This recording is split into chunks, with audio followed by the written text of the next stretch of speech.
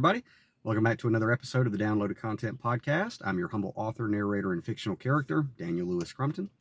As of this recording, it's March the 11th, 2025. We got Archer the Space Schnoodle here riding shotgun. And we're fresh off the heels of reporting on Operation Rolling Thunder, which is, it's always under the banner of your safety and for your protection and to help you, stay safe from drunk drivers and things like that. Whenever there's any kind of an acclimation program for a police state or martial law, they always say it's for your safety. It's just a tactic to throw you off and cause cognitive dissonance. Now, when we reported on Operation Rolling Thunder with Dixon's footage went viral. He was pulled over and falsely accused of driving while distracted when the dash cam footage showed that was completely a false allegation. So after his video went viral, the Georgia State Patrol, they withdrew the charges, which was also a violation of OCGA, and apologized because, the optics showed the operation for really what it was. And he got to go home that day. So it begs the question, how many incidents don't go uncorrected because somebody didn't have a dash cam or any kind of footage recording the incident? It makes you wonder how many victims are silenced by this encroaching totalitarian state that we're obviously in at this point.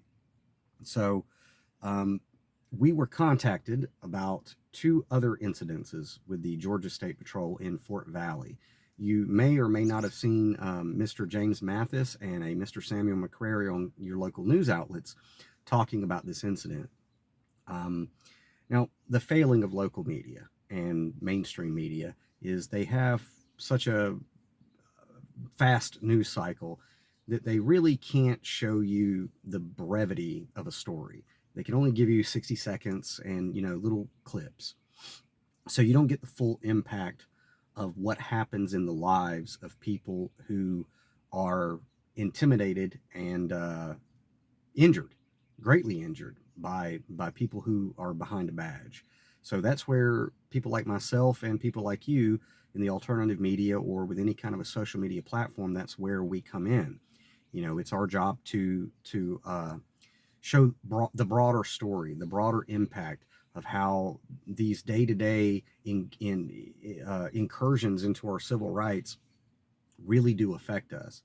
And so in this particular story, which was very emotional for myself for a lot of reasons, what we wanted to do was allow Mr. James Mathis and Mr. Samuel McCrary the opportunity we wanted to sit down with him, and Mr. Mathis was kind enough to invite us into his home to have a conversation with them and to tell us the full story and the emotional, psychological, physical aftermath of contact with police forces, law enforcement agencies, or sheriff's deputies, that it forever changes our lives out here, and so that's what this episode is. It's an unedited, full interview with Mr. Mathis, Mr. Samuel McCrary, and Mr. McCrary's son, Kenneth, describing what happens far after some guy behind a badge just does his job,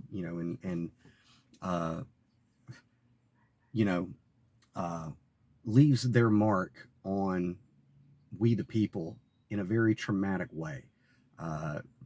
So I gave my word to Mr. Mathis and Mr. McCrary that the interview would run unedited, because like I said, with mainstream media, you see 60 seconds and then it's out of sight, out of mind. You really don't see the aftermath.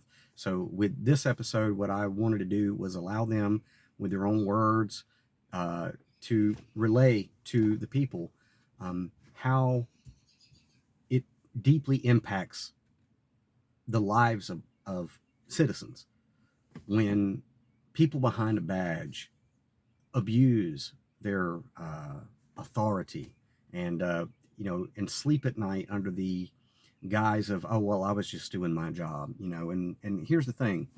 One of the other complaints that Mr. Mathis and Mr. McCrary had was the officer here that made contact with both gentlemen an Andrew Thompson, I believe his badge number. He's with the Georgia State Patrol, and his badge number is 0479. So he's a patrolman with the Post 15 out in Perry.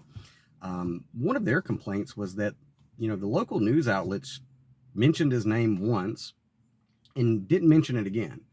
And they were a little frustrated with that. And so what we wanted to do was make sure that we mentioned his name, Officer Andrew Thompson, badge number 0479, I believe. Yeah, 0479 of the Georgia State Patrol. And I'm sure Alan Merritt in editing will put this guy's picture up here right now so that we all know that if you run into this officer from the Georgia State Patrol, that it's likely he will, threaten to tase you, even if you're a senior citizen. Now, some of you statists may think, well, Daniel, it's a little unprofessional of you to be talking about this officer and showing his picture before there's any kind of an official investigation. And I would say, well, with equal treatment under the law, I would ask why Houston County is still posting on social media and the Houston County Gazette all of our mugshots and charges before any of us have had a fair day in court. So if we're going to do equal treatment under the law, and the Houston County Sheriff's Department or the Warner Robins Police Department or the Georgia State Patrol have no problem probably selling mugshots to different outlets and making money on that before anybody has been judged by, or had their day in court with a jury of their peers, then why would local media refrain from showing or mentioning Officer Andrew Thompson from the Georgia State Patrol on their outlets? I mean, equal treatment under the law, right? So we wanted to make sure that everyone knew that it was Officer Andrew Thompson, badge number 0479, that conducted both of these stops. And you guys be the adjudicators of what you think should happen to this trooper. And you can, go ahead and call down to the Georgia State Patrol Post 15 and, let them know what your feelings on this officer are after watching these two gentlemen tell their stories, as well as Mr. McCrary's son relay the long-standing implications of what what happens when somebody behind a badge just decides to pull somebody over for victimless crimes or moving violations, and then goes home to sleep saying that they just did their job. And so, guys, I'm not going to make any bones about it. I've been warning people in this area for a long time that, especially with the political landscape right now, that you are in a state of martial law. Now, they're not going to tell you that you're in a police state. They're never going to say that. But after listening to this episode and understanding that before we've even gotten this episode out, scores of other people are contacting us to tell us even more horror stories. I mean, I don't know what a police state is other than what we're hearing on our end. So I feel that it is my duty by my creator to provide an outlet for these stories, and for, these misdeeds to be broadcast. So if you have a story about this particular officer or any officer, then feel free to contact me at dlc@downloadedcontent.com. You can find all of our stuff at downloadedcontent.com, and DLC downloaded content on all your social media platforms. So I'm going to go ahead and let you guys know this is a very uncomfortable episode to listen to or to watch, but I think that it is necessary, because I think that those of us who can do something must do something. And, we hear a lot in the community that oh, well, people in local government, we're all a family. Well, in a functional family, you have to have very uncomfortable conversations. And you can't sweep it under the rug. You can't put the abuse and the trauma in a closet and expect for the family to be functional. So we really do have to address the systemic problems within the system here. And this episode is a perfect demonstration of that systemic problem. So I'm going to go ahead and let you guys listen to this unedited and come back at the end with a few more words. So I would say enjoy the episode, but it's not one that's enjoyable. It is one that is necessary. So, Mr. McCrary, if you mind, go ahead and I'd like you to tell me the story of your arrest from the beginning, if you don't mind. You want my name and everything first? Yes, sir. My name's Samuel McCravy, Samuel McCrary. Birthday, November 3rd, 1940. I was stopped by an officer. I can't think of his last. Officer Thompson. My bad. Andrew Thompson. I was stopped on Officer Thompson. I can't call the right date, but I kind of forgot. But he said that I ran a stop sign right about him by Martin Luther King Drive, and he followed me down till I stopped me down in front of Anthony Machine shop, and he pulled me over, and he asked me for my driving license. And he said, what I stopped you for was your ran that stop sign back there. I said, I didn't run no stop sign. I said, I stopped, there wasn't nothing coming, and I pulled off. He said, I saw you creeping off. I didn't see you pull it off, you kept creeping. I said, well, I'm not gonna argue with you, officer. I said, but I know what I did. So he said, that tag, I can't hardly see your tag back there on the back. I said, well, I don't have no problem. I know officers around here in Fort Valley seeing the tag. I said, I ain't never had no problem with them. I said, but I don't understand why you can't see it. So he said, well, you been drinking, Mr. McCrary? I said, I don't drink, sir. He said, well, I'm gonna take this pen out here, and you let your eyes follow this pen. Don't turn your head now. I said, no, sir, I won't. So he put the pen up there, and he did this, and I let my eyes follow the pen. And he said, Mr. McCrary, where you headed? And I said, I'm headed home if you'll let me. He said, all right then, so you go on home then. So I left. I rocked on about another, I said 3 months. And I was leaving out the store yard over here on Martin Luther King Drive over at R&R, and I pulled out the road going down through Oakland Heights. Then State Patrol pulled up behind me. I said, I thought it was stopping somebody else's car. I just pulled off. I said, I wonder what he want. I said, he in a hurry. I already told the fellow to ride with me. So when I pulled aside the road, he pulled up behind me. I said, he's stopping me. So he got out the car and he come up there. He said, let me see your driving license. Hand me the driving license. I said, you the one stopped me before, ain't you? And he said nothing. He said, you know why I stopped you? That tag back there. I said, look, the tag bothering you that much? I said, I told you before that the officer around here don't never say nothing about the tag. It got that tinted cover over it, and that was it. So he said, I tell you what I do then, sir. I just get out the car now and take the tag off in front of you, and we'll be through with that. So he said, I got out the car. When I got ready to get out the car, I got a bad knee. I started to feel one side when I got out. He said, you been drinking, Mr. McCrary? I said, I told you I don't drink. I do not drink, sir. He said, come on right in front of this ram and stand in front of my car here. So I got right in front of that. He said, I'm going to carry you through these decisions. I'm going to take this balloon and blow it up. Blowed that up, he took that, and he looked at that, and put that back up, down, pulled his pen out of his shirt pocket, holds it, just your eyes follow this pen again, like when I move it.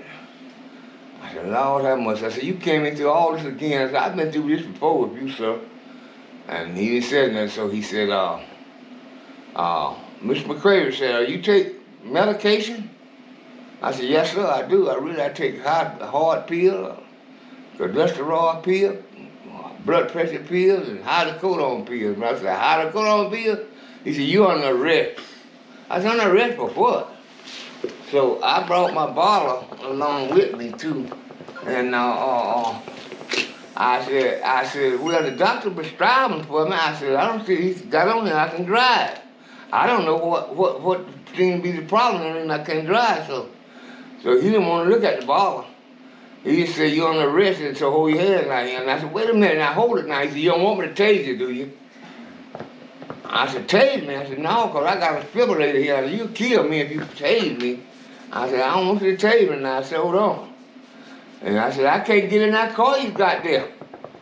I said, that car there too little. I can't get my knees falling up to get in that back seat. I can't get in that car. So he said, I tell you to do this, sit on the edge of the seat, and I go around the other side, and I open the door, and I grab you around the shoulder, and I pull you out. I said, you ain't gonna pull me in no car. I was like, oh, I ain't getting in it. So he called another car. Another car come up, had a spare tire in the back. I said, I can't get in that one either. So he called another senior officer in with an SUV, and my boys had got that in, and tell me, my daddy can't get in that car. And I know I couldn't get in there. This had me so all upset that my heart, people didn't want to go off. This thing here go off, I get too excited. And I said, Lord have mercy. I said, this man here trying to kill me. That's what I'm saying to myself. I said, doggone. I said, what's going on with him? So I said, he may be mad at somebody else and taking it out on me. But I said, Lord have mercy. I said, I don't know what he got in his mind. So he said, I'm going to carry me over there to the Peachtown Hospital to draw some blood for me. He got the senior officer that take me over there, and he followed him over there. So when we got to the hospital, he pulled up behind us and went in and got a wheelchair and come out there. I said, I can walk. I said, well, I can get in a wheelchair if you want to, but I can walk. He said, let me take the handcuffs off. I said, no, leave them on. I said, you put them on in front of everybody else and embarrass my character to everybody else. I said, I'm a deacon in the church down here, and everybody looking at me and you doing me like this. I said, I ain't did nothing. And he just rolled anywhere. Well, to get the blood in, we'll find out what you got in you. I said, well, do what you got to do. So he came on back there, and the lady brought the blood, and they left. And after they left, after the lady finished with the blood, we left, and I asked the senior officer, I said, what's wrong with your partner? He just shook his head. He didn't say anything.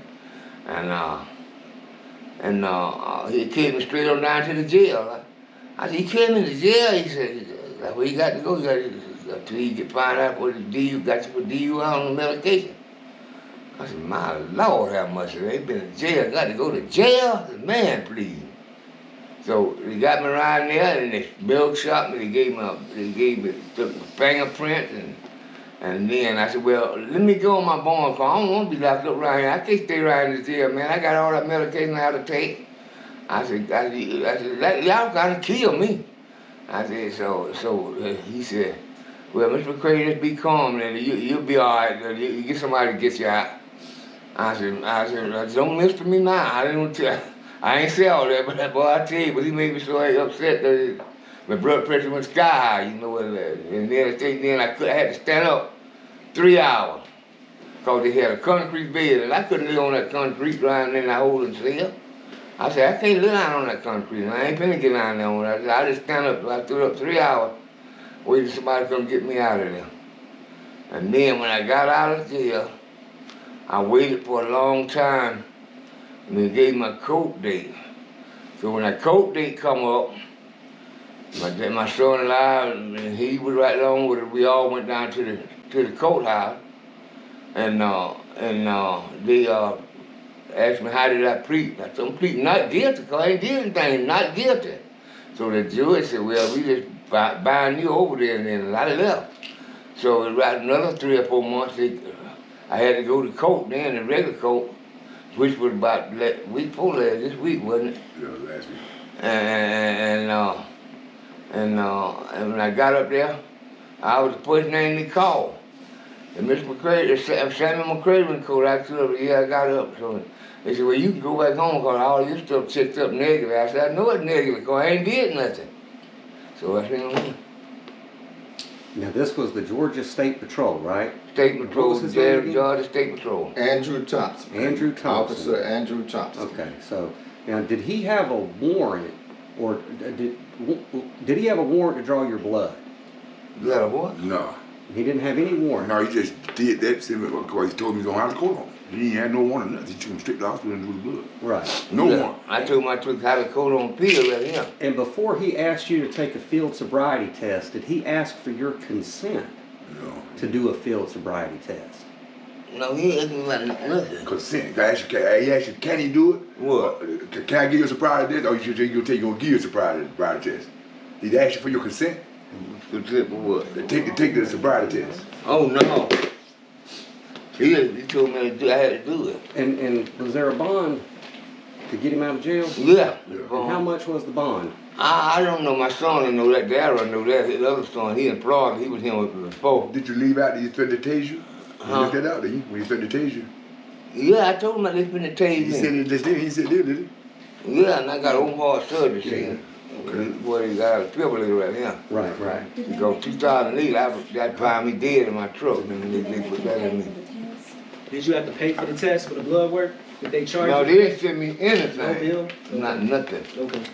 And so That's after, what I went to Judge Lee and talked with him because I knew him pretty good. The judge here, and he told me, he said, "Well, there ain't something. They're supposed to be gonna start your blood work back. If you he said that ain't nothing. That's, they ain't got nothing on you on things, so you might well forget that. Cause if they ain't start your blood work back, so Ain't nothing. it ain't got nothing. Cause I ain't never got nothing. So they held my driving license. So Driver's license to you. I couldn't drive. I couldn't get my medication without my driving license. So I went. Somebody told me, go down to the courthouse and show them your the citation that you got. The state patrol gave you to drive off. And I showed them that, and they said she went rushed and got my license and held them to me. So they didn't know they had nothing. right. Then you had- Mr. McCrary, she wants to ask you a question over here. You mentioned the taser.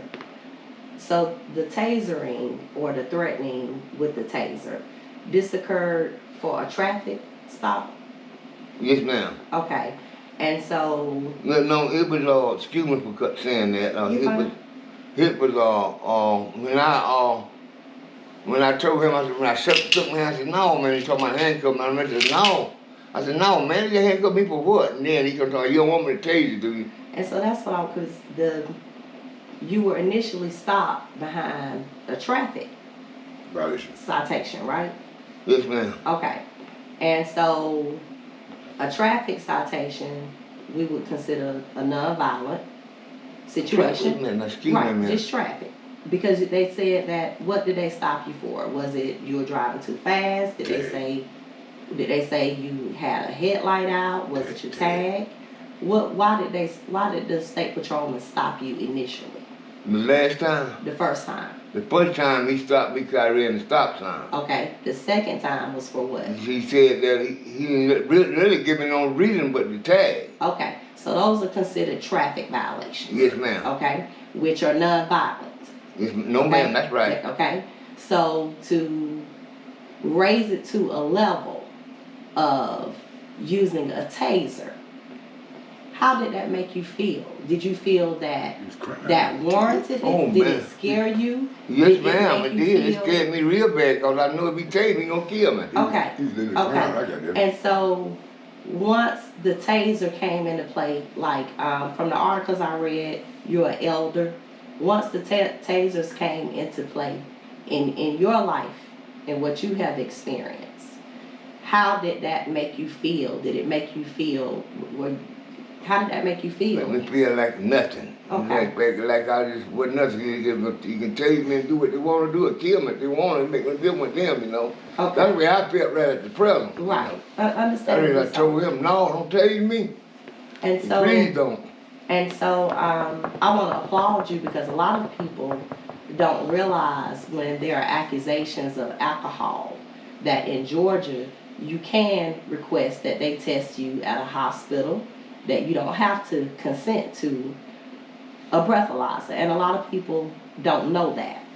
And so by the time it got to that, you mentioned it took a while for them to get the results back or what have you, and it came back that you had no alcohol in your system, No, ma'am. and you tried to let the officer know this. Yes, ma'am. Okay, so how did that make you feel? What was that experience like for you to, from my understanding from reading the articles, you end up having to go to Peach County. Oh, You had to go to jail, correct? yes, ma'am. And so, what was that experience like? Just given, I see you had your medication in your hand.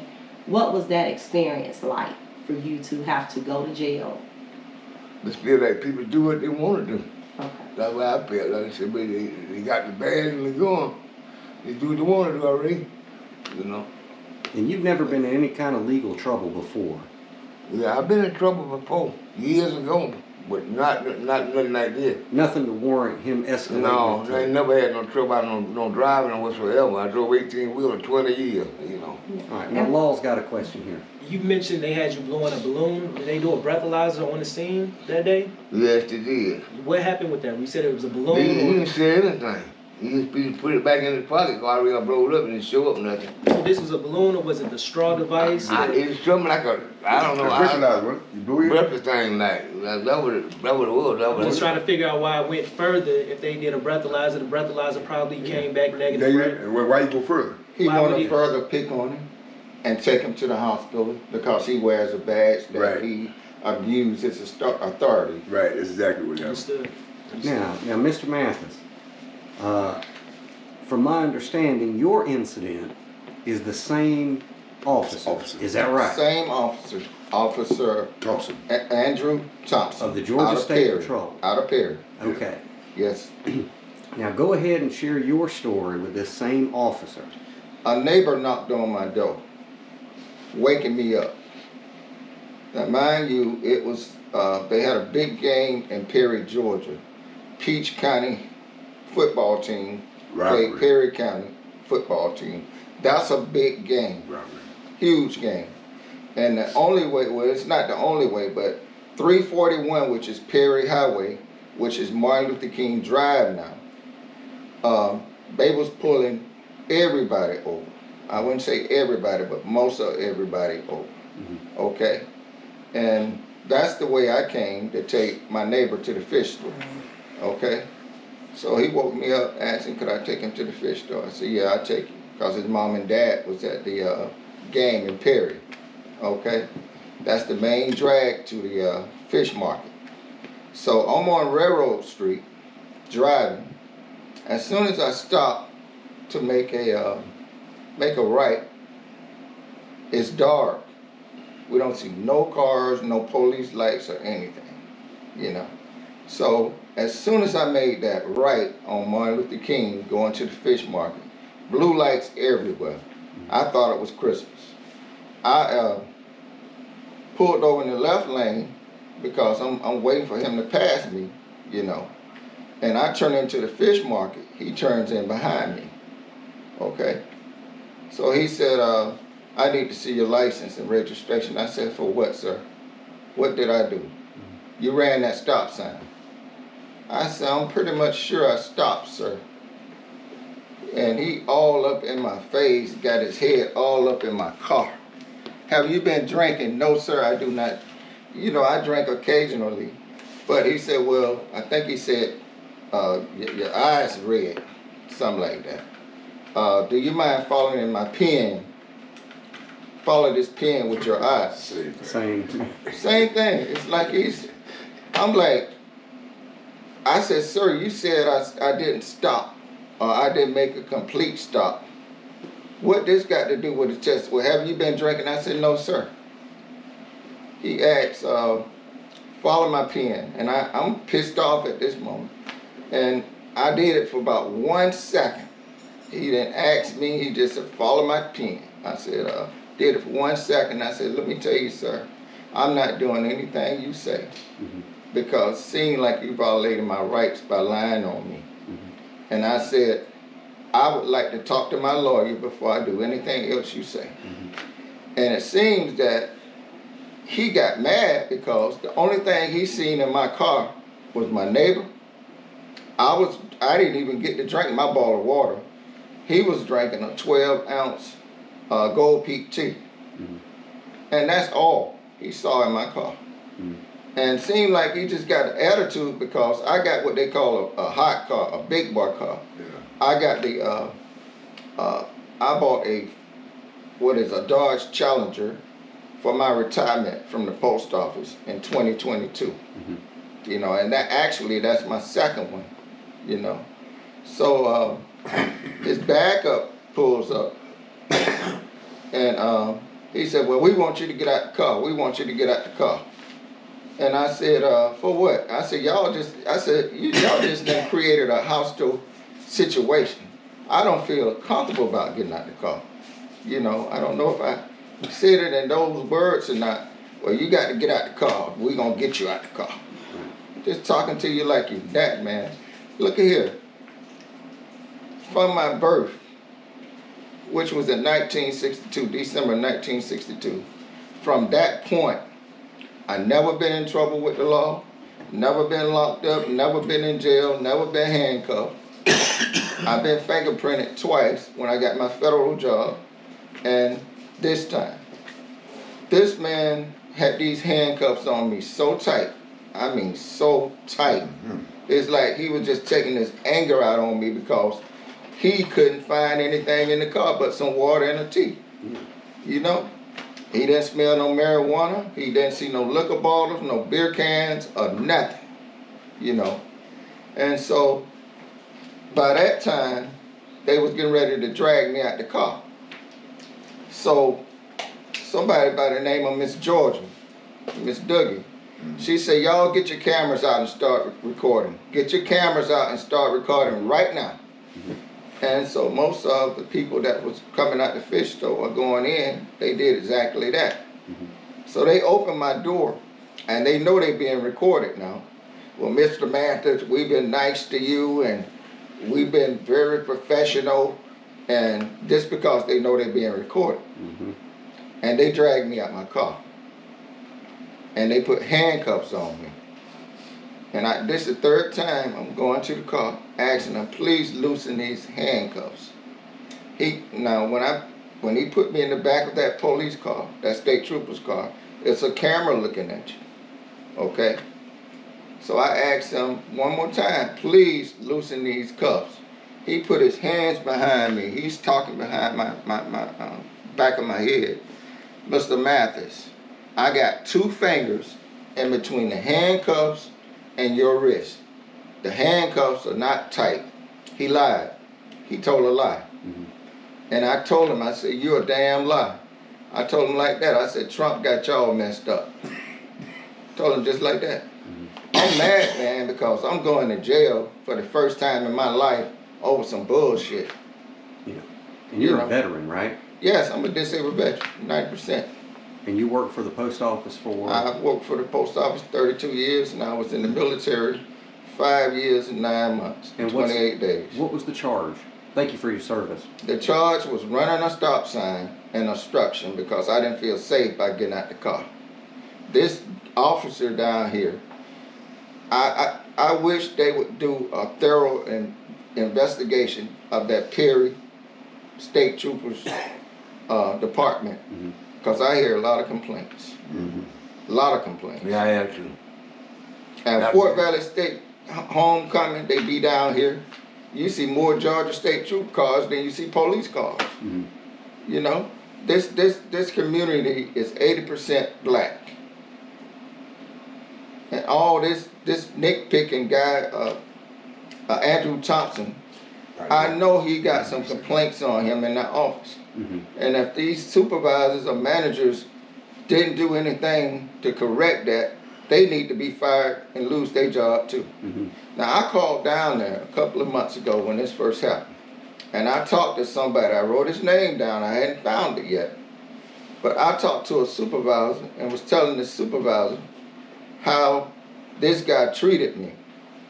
His supervisor said, well, you should have got out the car and did what they said. When you play stupid games, you get stupid prizes. This was a supervisor where? This was a supervisor that I talked to. As a matter of fact, he called me back because I left my name and number for him to call me. I got his name written down somewhere. I hadn't found it yet. But I got a good idea who it is. But he told me you should have got out the car. They don't talk to you with respect. what kind of supervisor would tell somebody like that? Right. Tell somebody something like that. Right. When you play stupid games, you get stupid prizes. Like, what?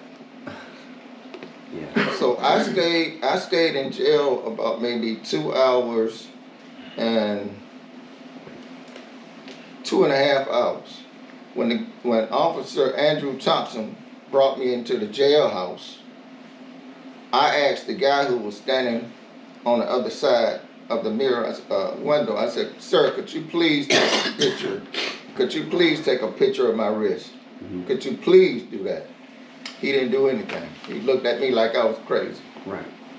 You know, looked at me like I was crazy. So your charges are Obstruction, which is the secondary, and the primary is not making a complete stop. and that's pending.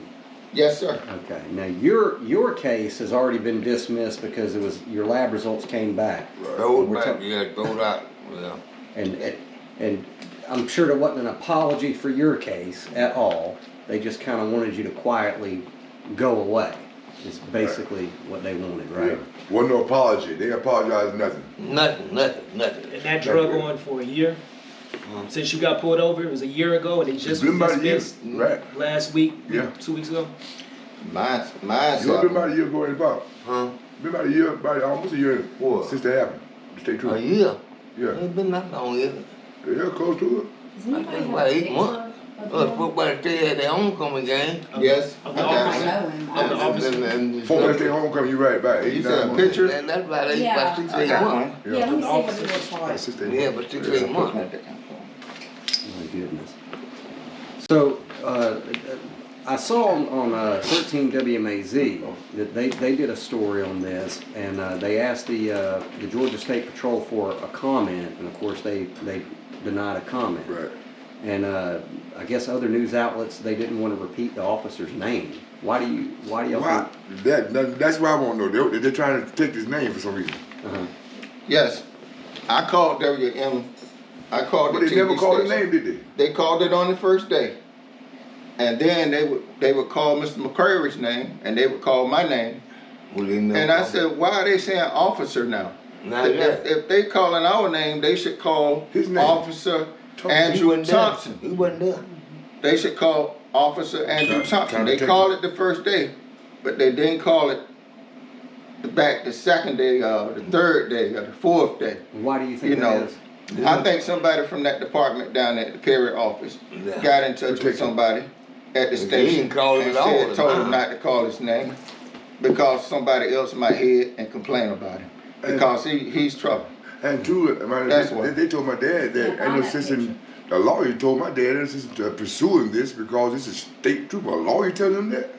Did a lawyer tell you that? They was mentioning that the trial is talking to him coming out the courtroom. He told me that I wouldn't waste my time in that because they gonna always come out. They gonna always win. That's what he told me. I said, well, I just might do. I don't know. Lines. Well, not necessarily a question. I just, as far as, there's this thing called a blue wall of silence. Are y'all familiar Yes. with that? And so, Never heard of it. blue wall of You need to silence is, That's him? You can send that to his email. blue wall of silence is what Yeah, you're gonna have to text me that. you call a protection that is given to officers because they wear blue, whether it's a state patrol. And so there's this thought that they protect each other and they're gonna put up the blue wall of Okay. silence. And so Blue all silence. blue wall of silence. And so that's just the thought. Once they put up the blue wall of silence, then the media is not gonna. So if someone like your theory was that they called the media and said, "Hey, don't mention his name," that's putting up the blue wall of It's putting silence. up protection. Yeah, and so it's Protection. called a blue wall of silence. And so that could very well Be the case. be And the I- case. And the thing, and the other thing is a lot of people in the mainstream media, when they have contacts in certain offices, they don't want to burn those contacts by not acquiescing to their wishes on that blue wall of silence. Great. So the Great media point. will be complicit in it and Right. stop mentioning his name when it's Right. like he's in the capacity of a public Right. servant. And that's, I'm glad you're bringing that up because he is a public servant. His pay is made with sales tax and taxes that we pay as citizens. And because there wasn't an investigation, it would be one thing if they didn't say his name the second time, Mr. McCrary, because they were like, well, it's an open investigation now. We're checking his conduct, we're checking these actions, and so there's an open investigation. Then you can't release the name. But that was not the case. Right. You all are making a complaint and amplifying the treatment of people by our police, whether it's state police, sheriff, just anywhere. And so there has to be, you mentioned in the military how you spent time in the military. And so you all are taught in the military to de-escalate Yes. a situation. So if our military are sworn to oath to protect foreign and domestic, and to de-escalate a situation where our police in the United States are trained to escalate a situation. And so it appears from just a traffic stop, it should not have been escalated to tasers, to either one of you all being arrested and detained, and now you're having to possibly battle an obstruction charge. And an obstruction charge is so abstract. You know, it's almost like if you're working and your manager, you didn't say good morning that day. You might just not have heard your manager. But they may have it out for you and they'll say, oh, you're being insubordinate because you didn't speak. It's so abstract that that is a charge that's placed on people in policing as far as obstruction. Obstruction of what? Because it's, they'll tag it as obstruction of justice. Right. Where is the justice? We're talking about a traffic ticket. You weren't being investigated for a murder.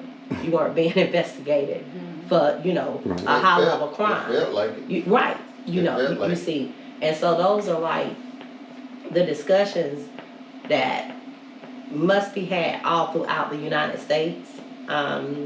If we take Tyrese Nichols, that case in Tennessee, that happened in Memphis, they actually passed some legislation where they would no longer, they wouldn't even write a ticket anymore about traffic violations, you see, because it's nonviolent.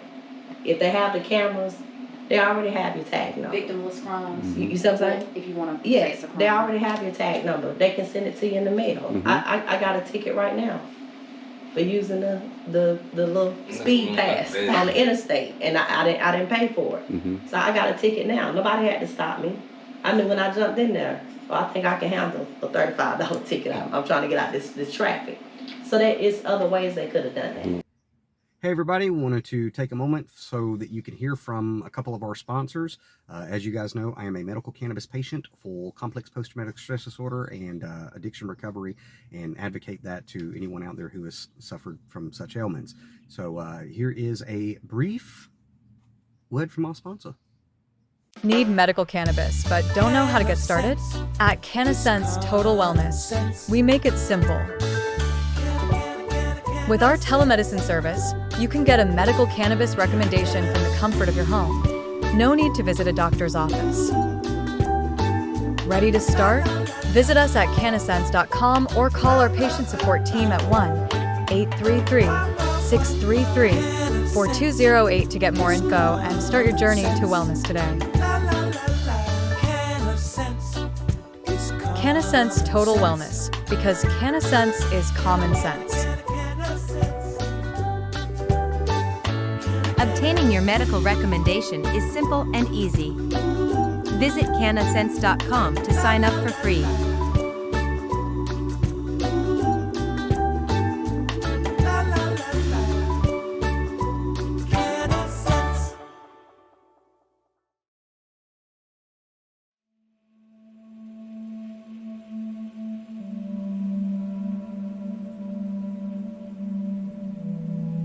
Step into your power. with Mona Lucia, Tarot, and Reiki. Realign your energy, gain clarity, and embrace healing. Whether you seek guidance through tarot or balance through Reiki, your journey starts here. Visit monalucia.com and book your session today. But they get in your face, they talk to you with no respect. I'm a diabetic. My eyes have always been red sometimes, you know? And I take a medication every day for depression. I have problems with anxiety, panic attack, insomnia, and I take flaxetine right here every day for depression. It causes eye pain. It causes your eyes to be red sometimes. And they go crazy, man. Your eyes red, you're automatically drinking. It could be a medical problem, right. You know, like I had, you know. And it's your right to blow into a breathalyzer. It's your right to get sick if you want to. Can't nobody tell you you got to go in the hospital and give blood. That's your right not to. Right. You know, I don't think Mr. McCrary knew that. No, I didn't know, and I didn't know. I didn't know what he was taking me either until I got there. Right. Cause this ain't the way to jail. This is going to Peace County Hospital. And I thought he was taking me where they gonna take me. You know, they went to Peace County Hospital and drew the blood.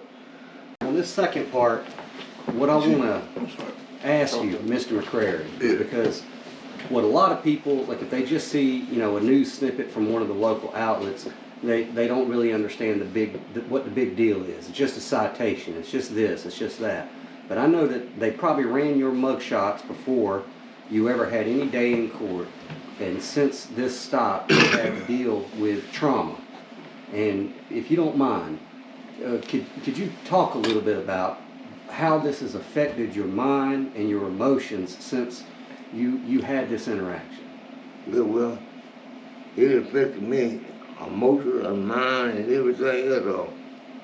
I guess why I can't sleep at night, you know, I go to think about it, you know. I said, now, you be out there in the street out there by yourself, I said, you don't know what they'll do to you. You know, it's just sad to say, you know. I know that we need officers. You know, we need them, but we don't need nothing like that. And, you know, what to my opinion about it, like he might have been all upset with somebody else and taking it off on somebody else, you know? Mm-hmm. Because I don't see why, I didn't never see why he could do nothing like that, you know, but he did it, you know, and it just I just can't get it out of my mind. I try to, but I just pray for him and myself too, that's all that is. But because he ain't gonna make it like that, yeah. You know. I hate it for him, but he won't make it because they take him out because it's bad to be like that out there in the society today, you know, trying to be Mr. Mike Dillon and all that stuff like that because that ain't the right way to go. You know, I'm just glad that thing worked out like it did. I just prayed on it and went on with my business, that's all. But, you know, I had it rough. I still do. Every time I think about it put me in a sad mood, you know. What did I do for this? You know, I don't know. Do you wake up with night terrors or? Yeah, hey, I don't even sleep. Yeah. Right, you don't sleep. I don't sleep. You can't sleep. No. Going to bed at 2 in the morning and getting up 7 in the morning. Yeah. And are you his caregiver? No, I'm his son. Your son? It's my father. And so this is, I was working on it. Both of them were there at the scene, you know, when it happened. We came up. You have to come up, you know, when it happened. Does it make you scared to want to drive? No, ma'am. It don't make me too scared, but I be kind of Cautious. Yeah, cautious. That's right. And I be looking for his car. I want to see him, you know. I don't want to see him. I just go ahead on. I just try to pitch him up my mind. I try to. Have you driven past law enforcement cruisers since this and had a spike? Have you driven past any kind of law enforcement cruisers since and had a spike? Oh yeah. I do that all the time. I don't have no problem out around. They know me. They know I obey the law, and I don't do no speeding and I don't drink. He have a problem with the city and county. It's just state troopers. I mean, they all them know them. Right. No, they don't have no problem with me about that. One officer threatened to tase him before an officer, but he lost his job after he went down. Well, he had been threatened before. By officer. Yeah. I want another young one stopped at one time. I just to put in a trailer and pull my trailer in and my truck in and carry it to the thing there. So he threatened to tase him too. Yeah, he's threatened to tase me too. I reckon it's my boss. Yeah. Well, something that she was talking about is, they'll tell you that they are trained in how to de-escalate a situation, and we hear that and we go, oh, okay, cool. They know how to de-escalate. What they don't tell you is that in their police training, de-escalating a situation means to gain compliance first, which means by any means necessary. Yeah. And then they can de-escalate the situation. Acquiescing. Yeah. And that's why I think Mr. Mathis had it so hard, because he didn't want to give him that compliance. Because he said something about his rights, automatically the officer's triggered, and now he's treating you the way that he wants to treat you because you didn't follow his orders. Right. Yeah. I mean, law enforcement nowadays, when you mention rights, it's almost like you're challenging the authority that they think that they have, and it's completely twisted. Now, Mr. Mathis, you said you had post-traumatic stress disorder. Is that correct? No, sir, I don't have that. Okay. But what I do have is anxiety, panic attacks, insomnia, and depression. All that tied into one. And I take several medications for that. I get from the VA. Right. Yes, sir. But I'm worried about, but retaliation against them when they see your car, see you driving. And see, when I pass by a policeman car, you kind of get paranoid now. You know what I'm saying? And you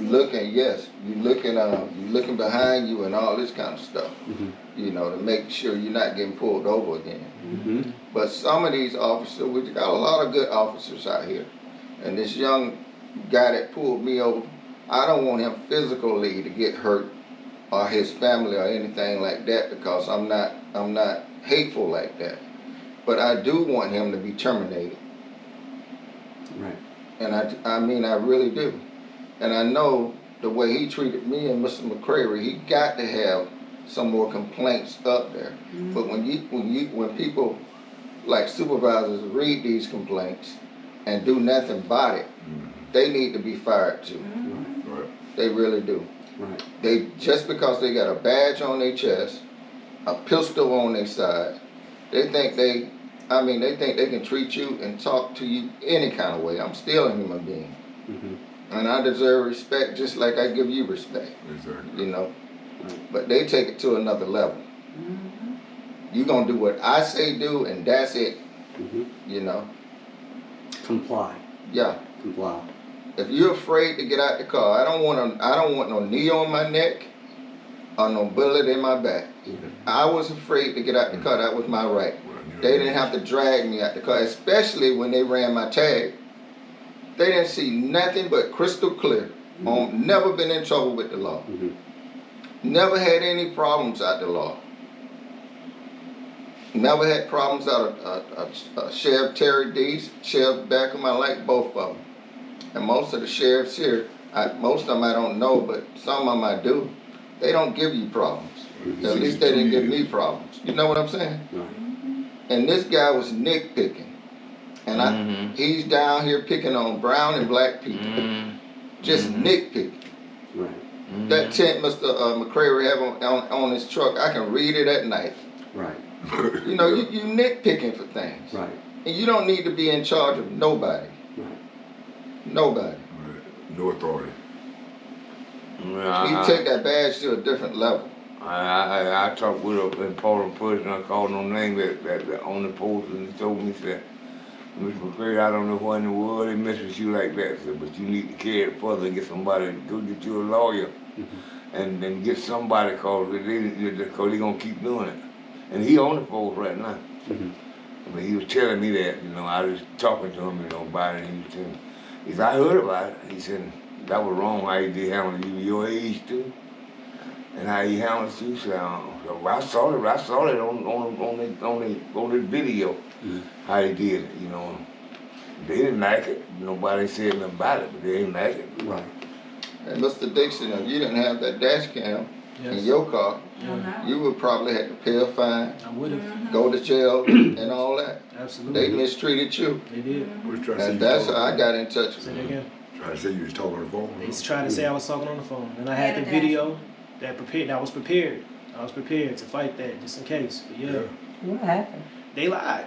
They lied. Was misinformed. I'm not sure. It was the But no, Operation like, Thunder. what led up to it? What was the situation? Operation Thunder led up to it, and they had spotters on the side of the road telling the officers and vehicles which person to pull over.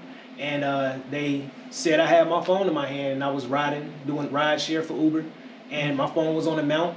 Never touched it. Never was talking on my phone. I was using my GPS to get to my location, and he told me he observed it in my hand. The officer that approached me, and that was a lie because they had spotters that was supposed to observe whatever the situation was, and he was just pulling me over. And I told him I didn't. I told him I had a dash cam. To me, I gave him an out where he could say, "Hey, let's play it back. Be on your way." He didn't do that. He still was very aggressive, and he came back with a ticket. And I told him once again, that they was misinformed. And I went on about my way, and I posted it that day. And I got a call from his lieutenant supervisor. They was apologizing. They saw the video. They saw no wrongdoing by me, and they dismissed my ticket within 24 hours. And so this was State Patrol as well? Yes, Georgia State Patrol. Okay, just a different officer. It was a joint operation with the Houston County Sheriff's Department as well as Warner Robins PD for Operation Rolling Thunder. They do every year. So, Okay. in my opinion, like we talk about, like Mr. Worthy would say, why is it that, we're always told, well, this is one bad apple on the force. Well, how come all of the good apples ain't calling out the bad apples on the force also? Because what's the rest of that phrase? One bad apple does spoil the whole bunch. The whole bunch. So from my point of view, having been in activism for as long as I have been, this is a systemic problem. And from my point of view, it is a systemic problem that is deliberately putting its weight on the melanated community as a whole, and has been since the inception of police forces across the country. Right. That's just my point of view. That's what I can clearly see. Me too. And like we've been trying to demonstrate, this is a systemic problem that needs a systemic reform, not just one officer on any given force. However, like we talk about, people have been afraid to speak up, and so I thank everyone in this room for speaking up, because what this is going to do is allow other people to go, okay, now there's more than 2 voices, now there's more than 3 voices, now we can all speak up. And unfortunately, the media has let us all down. And like you were saying, now we got the technology to where all of us are the media. And so, like I told you gentlemen, if we record for 2 hours, 2 hours goes out so everybody can hear the real impact of what's going on. Because it's not just get your citation and be on your way. You guys know, and I know you probably know, that there's been longer lasting psychological and emotional factors that you can't just walk away from. So I want to thank you gentlemen for speaking up, and we'll make sure to get it out. But if you could, Mr. McCrary, what do you want? I know Jonathan Johnson from the NAACP has reached out to you guys. Are they taking it forward in any kind of a way? Who is that? The NAACP? Yes. Okay. They are. Can you talk about it or no? They told us they have a lawyer who would be willing to represent us out of Atlanta. Okay. Okay, so you are moving forward with it. Yeah. And what would you want to see happen ideally, short term? Short term, I think Officer get rid of. all the bad officers should be weeded out. You know what I'm saying? I think some of them need to be retrained. But just like you said about the bad apples, you know, spoil the whole bunch, you know. I think officers who just pull people over for nothing, just to see if they drinking or got marijuana in their car or anything illegal by telling a lie, I think they need to be held accountable for wasting your time.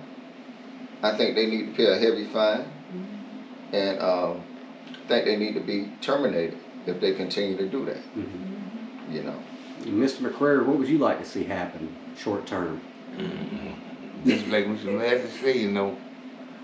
And that's right. He just took it out of my mouth, you know. So I would like they need to do something. I tell you the truth, brother. You know, in my lifetime, I done seen a lot of things, but I tell you, it wasn't mine ever. I mean, back when racist things going on, it was like it is now. I mean, you know, they were nasty, but they did give you a little respect. But these young race coming on now, I think it didn't need to be off the force. They need to get him off of there and be through with it. You know, the one, like you said, one bad apple gonna get the rest of them. Smart old bunch. And one more time for clarification, was that the NAACP that reached out to you about a lawyer, or was that Mr. Worthy? Mr. Worthy, I'm Okay. sorry. So have you spoken to the NAACP since y'all done the press conference about what is gonna happen going forward? Mrs. No. Johnson? No? No. Okay. All right, we know we're right there. All right, is there any closing thoughts? Because I think I got enough to go ahead and get this out. I want to know, for you as a caregiver, how has this affected you as his son, having to watch? As a son, Yeah. it affected me to the point where when I walked there, when I pulled up, and somebody daddy crying.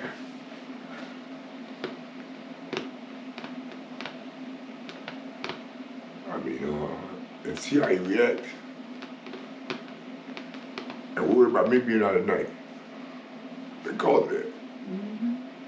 And he can't rest. And knowing that he's not straight, he's not resting proper.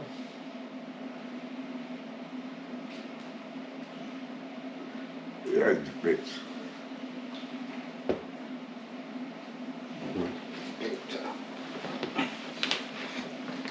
Yeah, just see what he go through.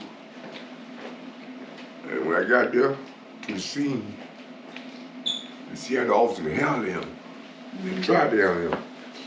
He gonna try to tell me, my dad finna get in his car.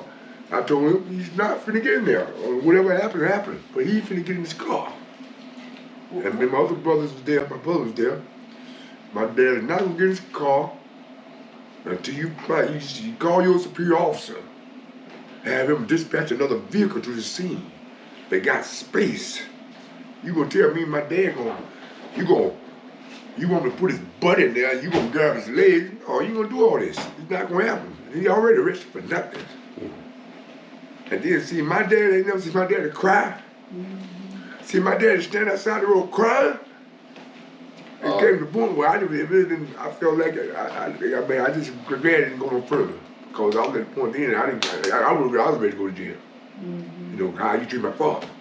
Knowing he hadn't done nothing, knowing he on the medication. Knowing the reason you took that further, when he got in the car, you saw his leg give. So that was the reason I think he was DUI. Bad knee. Just because he got a bad knee? Yeah, it had a lot of effect on me. As a caregiver. As my father. As one that raised me all my life. Yeah. Yes. Let me ask you one more question. What, after this event, how have you seen this physically, mentally, and emotionally affect your dad because of that? Well, he had told me where I saw it, but he said since he was in that jail, it was cold in there. And he's been doing a lot of coughing and stuff. I had to go to the room several times because he said he got chills. You know, from being Because he was in there at that length of time and he wasn't properly dressed. And I know the medication to take because I get his medicine, and sometimes if he gets his medicine, I bring him to him. But to see that we were riding somewhere, and I mean, it just affected him to the point where when he talk about it, he cry. So he's still emotionally torn because of this. Mm-hmm. He still cry when he talk about it. You know, so I want someone. That's exactly what Mr. Mathis said. I want to see this man terminated, and like one of the apples falls to a bunch. If the other officers are not standing up saying anything, they're just as worse. They're just as worse. Knowing that my dad asked this officer, superior officer, about this man's conduct, he just shook it straight off like that. Nothing. It's norms, cause you not no sheriff, you're not the local police. You the state trooper, the big hat state trooper, like you're above the law. And I asked him, so why are they stopping everybody in Fort Valley like that? Well, they a lot of shooting going on in Fort Valley. They trying to find guns. I said, that's still your proper call to stop me, stop everybody else. You need to find the guys that committing these crimes. It's not fair. You gonna random stop somebody, call you looking for guns, or then somebody else get arrested for something else, and you ain't have a proper call to stop them for this. Yeah. The attitude is kind of like what you encountered, which is you play. They call us standing on our rights stupid game. Yeah. Right. And like Law, in his instance, when after they'd already dismissed the citation, he calls and they give him the runarounds. They try to overtalk you to make you feel like you did something whenever you call to complain when nothing happened. Right. You know what I mean? So, gentlemen, I will be praying for all y'all, for your peace. Thank you. And for some justice to come out of this. And I want to thank you for speaking up, because I'm pretty sure once we put this out, we're going to get a lot more people calling us about, what was this officer's name again? You'd be surprised what can come of this. I would say mean, you might have an Thompson. attorney look at it and be like, you know what, I'm going to get justice for y'all and I'll represent you for, you don't know what could come of it. Right. But I know y'all be blessed as a result of doing this. Yeah. And you have people standing behind you, like. Well, I mean, and what it's going to take is a coalition. More people coming forward. Yes. Because everybody thinks. Yeah, I talked with a lot of people who come to me already. Tell them to come to He us. stopped me. That same man you Got talking caught? about and all Yes, that mess. we'll give you our information before we leave. Yeah, Oh, tell them man. to touch with us. So it's a lot of people, something that happens all the yes. time in this area. Oh yeah. Oh, yeah. Oh man. There was someone, when the article first came out last week, and it was shared on the Peach discussion page. It was shared on Channel 13's Facebook. Mhm. And if you go in the comments under that, when they shared it, you'll see people commenting, black, white, that this is the same officer that pulled me over, or I had to deal with this with the Georgia State Patrol. And so that kind of like, when you were speaking to the training, so it's a culture. And so when you said that you have seen, and I just want to say thank you for you being a non-black person, a person that's not of color, and you're actually seeing from the data that is collected, seeing from what you've seen on Main Street, news, what you've seen occurring in the area, that historically there is a special attention and focus placed on the policing of black and brown people in the United States. Because oftentimes we are told, like I did see one person comment and they said, oh, they got the NAACP. Oh, they're gonna always make it race. Right. And they always play victim. But people don't understand when you look at the data of it, and history. that's why I'm so glad, Mr. McCrary, that you spoke to living through several different movements at 80-something years old. You've seen Jim Crow in the American South. You were born into it. You probably were 22, 23 years old when those things changed. So you've seen us have our first black president in the United States of America. You've seen bills passed. You've seen things get rolled back. And so to be able to live through that and actually see it. And so when we look at the history of it and we go back to, you know, America's dirty secret, the transatlantic slave trade. If you look at the slave catcher and you look at the badges that they wore, they look exactly like the sheriff's badge in the United States of America. So you cannot deny this. Okay. And so when you also see that it's over policing, you see. And so you're talking about an area like Fort Valley, Georgia, 8,000 residents. And so you have a lot of state troopers coming. We have a college here, you know, so it can be viewed as, oh, let me try to catch up with my quota because it's college students here. And so we'll blame it on it being the college students, but we'll also cast out the net even further. And so it begins to impact residents. And so when you have, so going back to your thoughts on this as far as this impacting melanated people from what you can see, what have you noticed the stark differences and how you may be approached by police and what you have seen occur with others? You open up a can of worms. One, I believe that it's a spiritual thing. I was about to say it's spiritual. Above all, it's a spiritual thing. And the reason is because melanin is a phenomenal thing.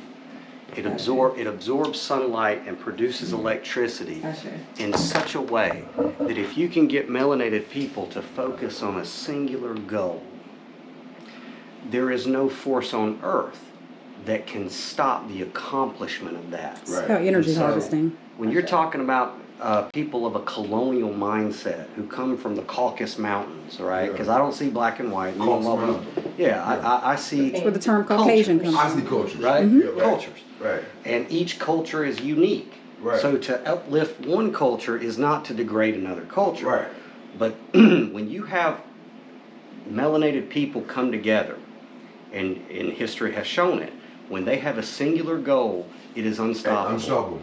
So what they got to do is divide and conquer. And we talk about, you know, why do they charge you and put you in a cell? And we use terms for batteries, right? Now, I'm a student of history, so I know that the local polices were formed to catch slaves. And this is the foundation of an institution. And, you know, like Yeshua would say, you know, if you build your house on shifting sand, good luck. Right? So it's built on shifting sand. It's built on a mentality of looking at other human beings as serf. Right. As batteries, stock, energy harvesting. Right?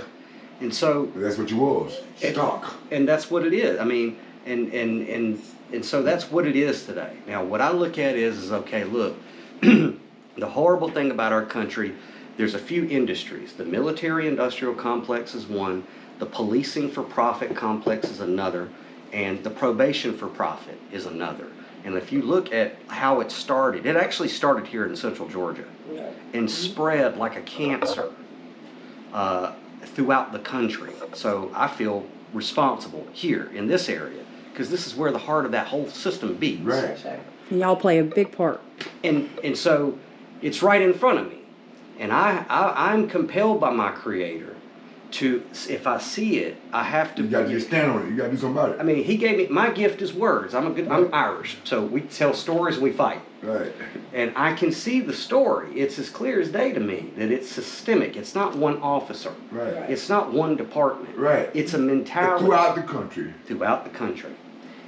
And where we're at right now, especially with things on a federal level, with Trump, is you have, like we were talking, you have the amalgamation of all of that ignorance in one body. Isn't that so? And he has given a golden pass to all the people who secretly or quietly believe these things to come up in force And it's here. I mean, you know, I believe. And he only put people in a position he can't control. I don't care if you got 30 years experience. I'd rather have this one with 2 years experience, somebody I can control. I can control this general. He's got too much experience. But I control this guy. Everybody he's put in position got less experience than the person before. Right. Just men. Yes, men. Yeah. Yes, men. Yeah.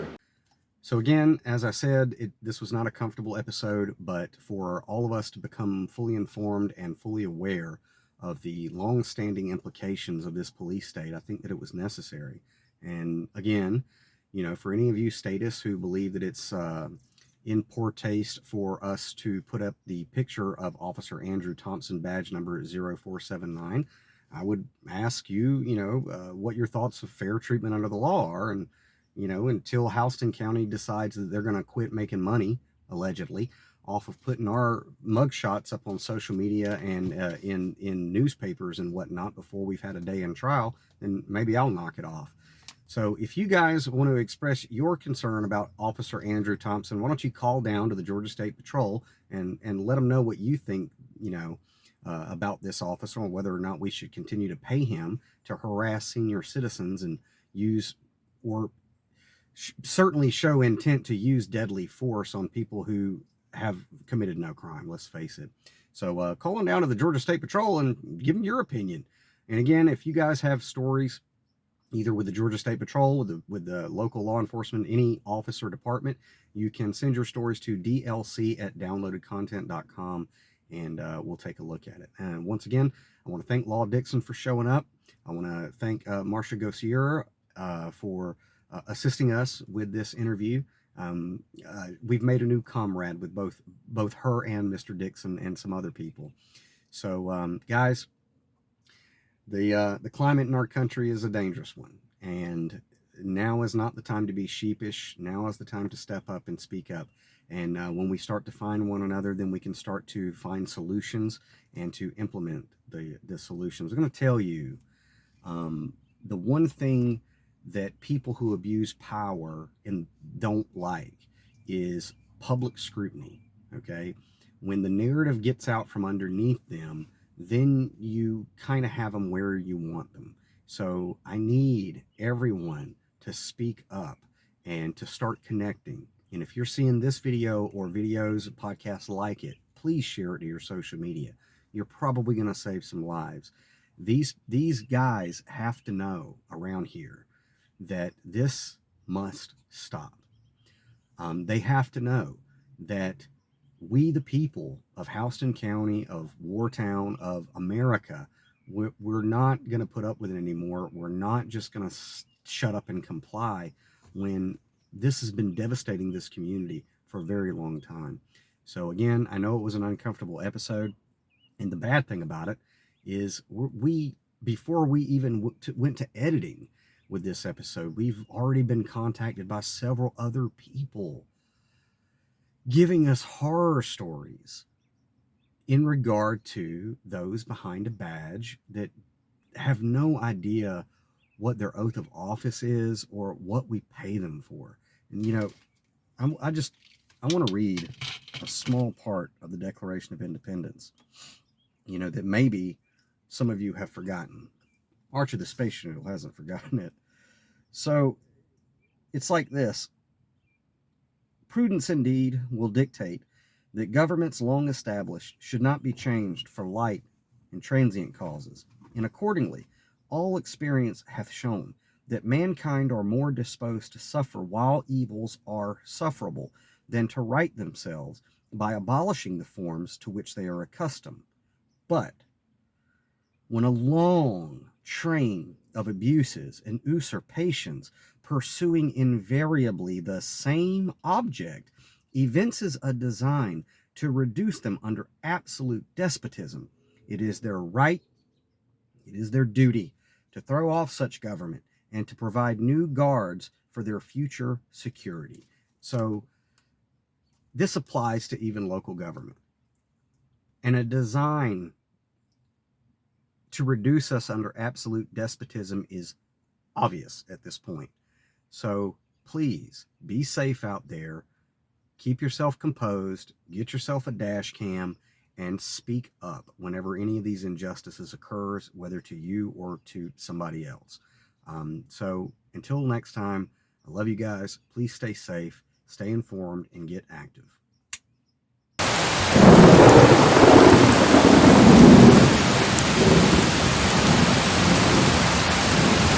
Let them know what your thoughts are on this officer. And, you know, if you're a statist and you support this type of activity, then send the Georgia State Patrol, I don't know, white bed sheets, let's just be honest, and tell them to keep them on the force. But